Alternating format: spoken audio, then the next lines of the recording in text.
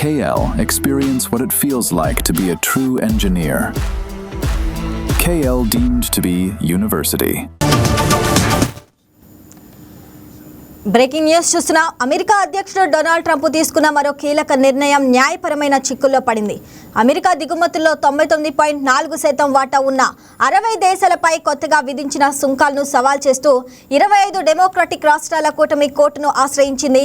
ఈ సుంకాలు చట్ట విరుద్ధమని, ఇటీవల దేశవ్యాప్తంగా వినియోగదారులు, వ్యాపారులపై తీవ్ర భారం పడుతుందని వాదిస్తూ అమెరికా అంతర్జాతీయ వాణిజ్య కోర్టులో దావా వేసింది.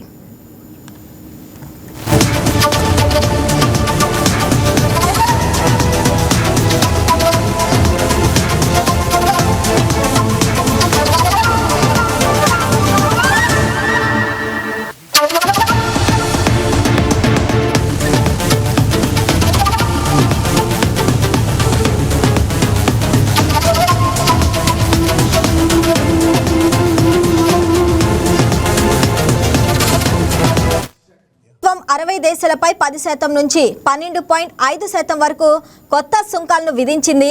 బలవంతపు కార్మిక వ్యవస్థను అరికట్టడంలో ఈ దేశాలు విఫలమయ్యాయన్న కారణంతో ఈ చర్యలు తీసుకుంటున్నట్లు తెలిపింది.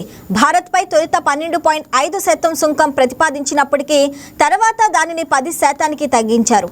మరో 16 దేశాలతో పాటు భారత్ ఈ 10% టారిఫ్ పరిధిలోకి వస్తుంది.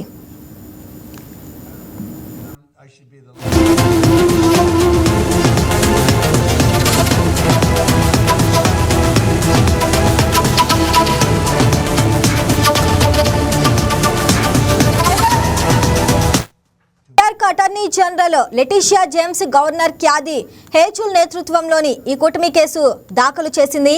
సుప్రీంకోర్టులో ఓటమి చవిచూసిన తర్వాత ట్రంప్ ప్రభుత్వం మరోసారి కొత్త సుంకాలతో కుటుంబాలు, వ్యాపారులపై అక్రమంగా పన్నులు పెంచడానికి ప్రయత్నిస్తుందని లెటిషియా జేమ్స్ విమర్శించారు.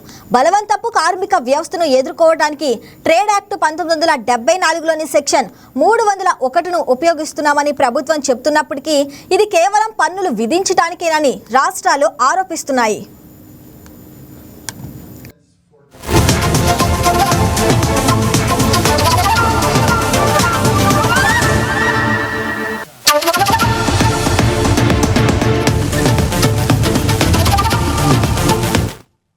సుంకాలంటే పన్నులేనని అధ్యక్షుడు విఫలమైన చట్ట విరుద్ధమైన ఆర్థిక విధానాల వల్లే వచ్చే అదనపు ఖర్చులను అమెరికా ప్రజలు భరించలేరని కాలిఫోర్నియా అటార్నీ జనరల్ రాబ్ బోంటా అన్నారు.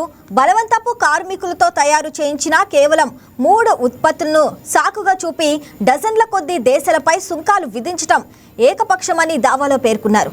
ఈ సుంకాలను చట్ట విరుద్ధమైనవిగా ప్రకటించి తక్షణమే రద్దు చేయాలని రాష్ట్రాలు కోర్టును కోరాయి.